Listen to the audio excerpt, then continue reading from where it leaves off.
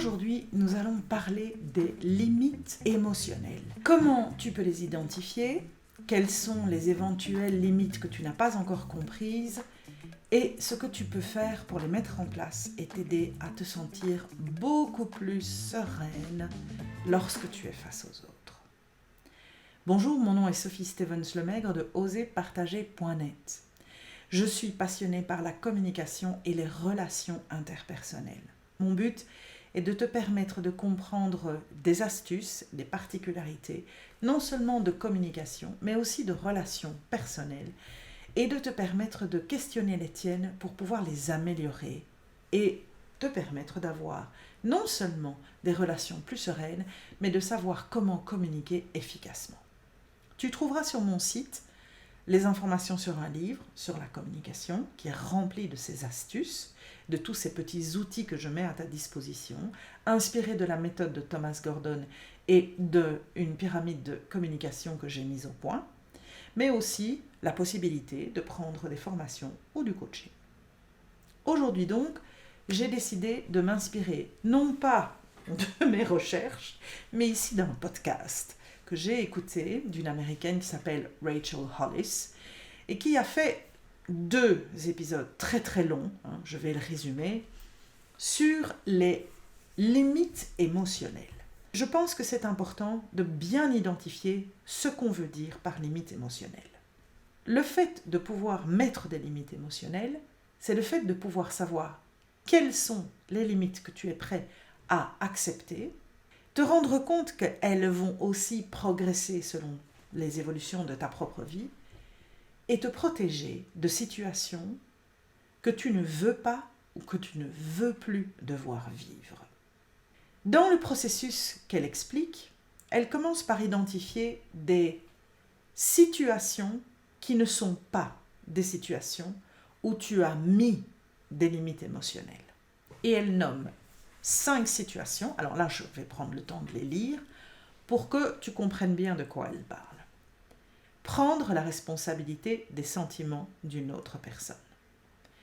Sauf si c'est un bébé qui éprouve quelque chose et dont tu peux être responsable parce qu'il a besoin que tu l'aides, tu n'es pas responsable pour les sentiments qu'une autre personne éprouve.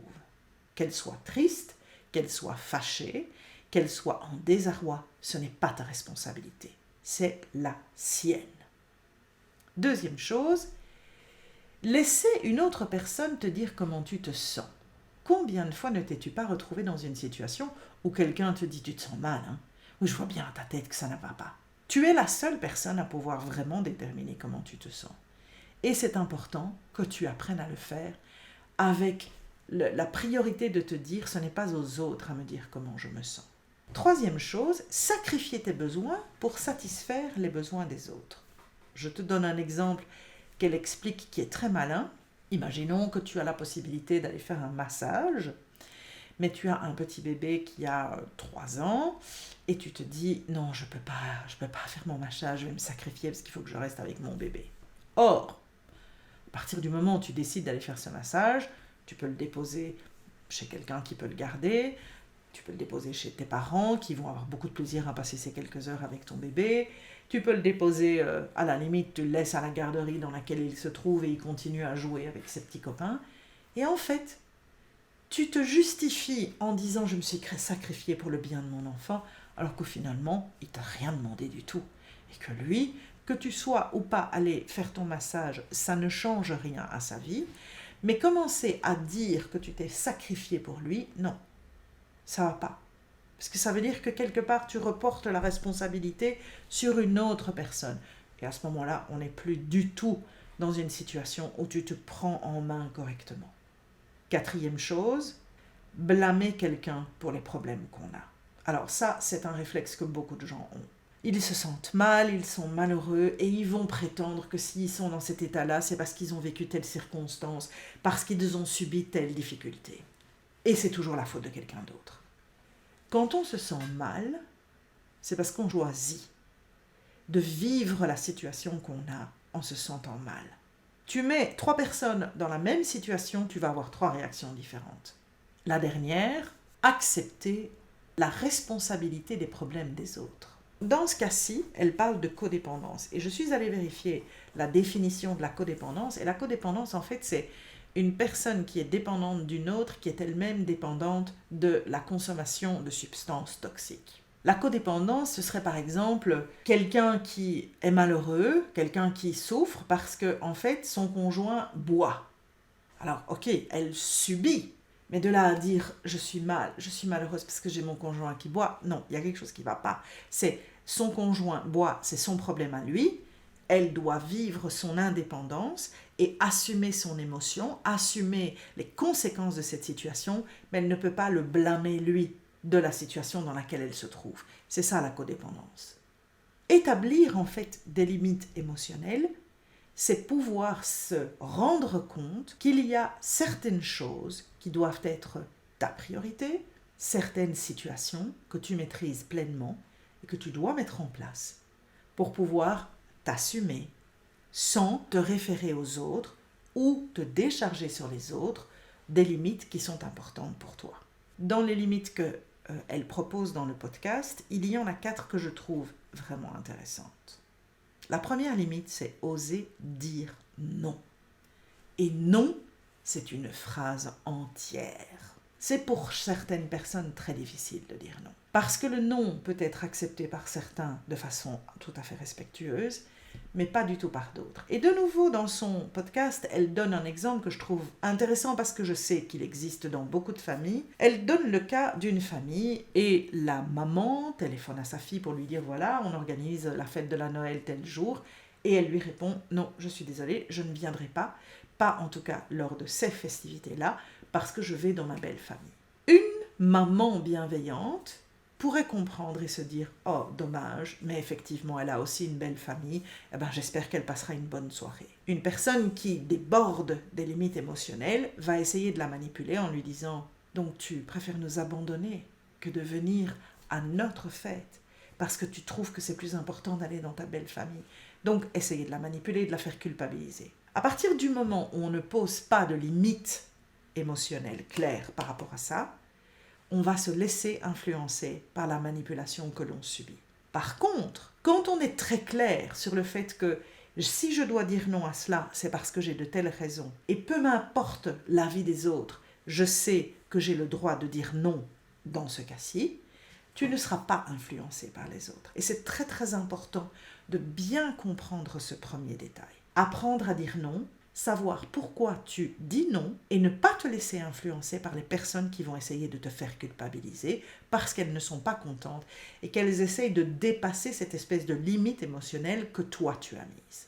Deuxième cas de figure, et qui est un petit peu lié à ça, c'est assumer pleinement les décisions que tu prends et les conséquences qu'elles ont. C'est-à-dire accepter que parce que tu as décidé quelque chose, tu as des personnes qui seront mécontentes. Tu as des personnes qui vont éventuellement être en colère contre toi. Parce que ce sont de nouveau des personnes qui débordent de la limite émotionnelle que tu t'es fixée. Mais de nouveau, si tu es clair avec toi-même, si tu sais pourquoi tu prends la décision et que tu ne te laisses pas affecter par le débordement émotionnel des autres, il n'y a pas de problème. Le troisième point sur lequel elle insiste, ce sont le fait d'établir des limites physiques qui soient saines.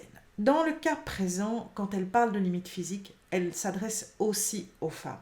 C'est d'apprendre aux femmes à savoir dire non, à savoir l'imposer et à faire en sorte que rien ne puisse jamais déborder par rapport à ça. Et elle parle de ces enfants qu'on éduque qui doivent comprendre que quand elles disent non parce qu'elles se sentent mal à l'aise, l'autre doit absolument, obligatoirement, directement s'arrêter. Et qu'il n'y a pas de peut-être ou de pourquoi. C'est apprendre aussi à tout le monde à pouvoir respecter le fait que quand quelqu'un dit non à un espace physique, au fait de ne pas être touché par quelqu'un, de ne pas être approché par quelqu'un, il faille le respecter parce que c'est dans son intégrité individuelle que ça se passe. Et c'est hyper important de bien le comprendre et de bien le respecter. Mais il faut savoir aussi le déterminer. Analyse-toi, demande-toi si je devais mettre des limites, elles sont où? Est-ce que je les ai déjà mises? Comment est-ce que je les explique? Pourquoi? C'est important que toi tu le saches. Et le quatrième élément, qui est extrêmement important aussi, c'est de pouvoir avoir un espace à toi dans lequel tu puisses te réfugier quand tu en as besoin. De nouveau, dans l'exemple qu'elle donne, elle parle de toutes ces personnes qui vivent dans des espaces relativement petits, où elles mettent tout le monde en priorité sauf elles. Idéalement, permettre à chacun d'avoir un espace qui est son espace, son refuge, c'est assez important. Je sais par exemple que quand j'ai dû déménager, un des éléments essentiels que je cherchais toujours dans un déménagement, c'est de permettre à chacun de mes enfants d'avoir leur chambre. Parce que je savais qu'il était important que chaque enfant puisse avoir un espace à elle, dans lequel elle puisse se réfugier quand elle n'avait pas envie d'être au milieu de la famille. Je sais que j'ai apprécié à un moment dans mon déménagement de pouvoir avoir un espace à moi. Alors c'est toujours un bureau, malheureusement. Ce n'est pas un petit boudoir où je peux aller m'installer. Mais ça reste l'espace qui est le mien, dans lequel je l'installe comme j'ai envie.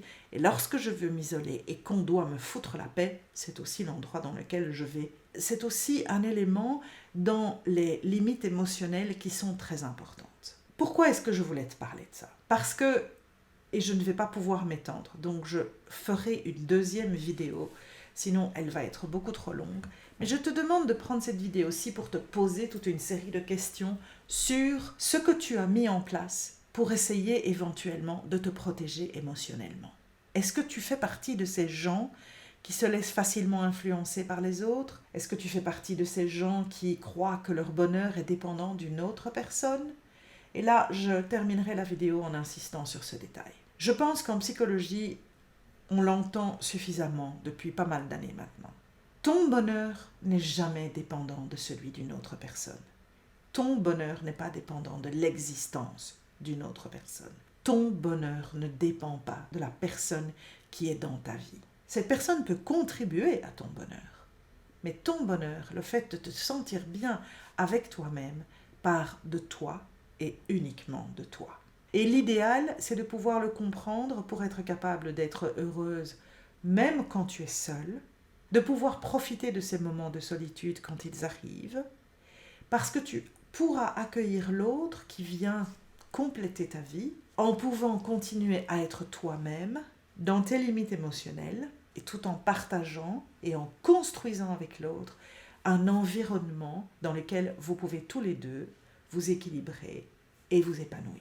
Alors, je te parle de ça, tu vas tout de suite penser à une relation amoureuse. Non, ça peut être une relation d'amitié profonde. Ça peut aussi être le fait que tu travailles avec quelqu'un parce que tu es obligé de vraiment contribuer avec une autre personne et vous devez vraiment créer une équipe. Si tu crois que ta compétence ou ta réalisation professionnelle dépend du fait que tu travailles avec un autre, tu vas toujours être dépendant de quelqu'un d'autre. Donc tu vois, je suis en train de te montrer que quelles que soient les circonstances, tu dois d'abord partir de toi. Prends le temps, éventuellement, de réécouter les éléments que je t'ai mis dans cette vidéo et essaye de faire cette espèce d'état de la situation. Dans la prochaine vidéo, je t'expliquerai comment on met en place ces limites émotionnelles, ce qu'elles peuvent te permettre de faire et surtout comment l'appliquer à long terme. À la prochaine fois. Salut!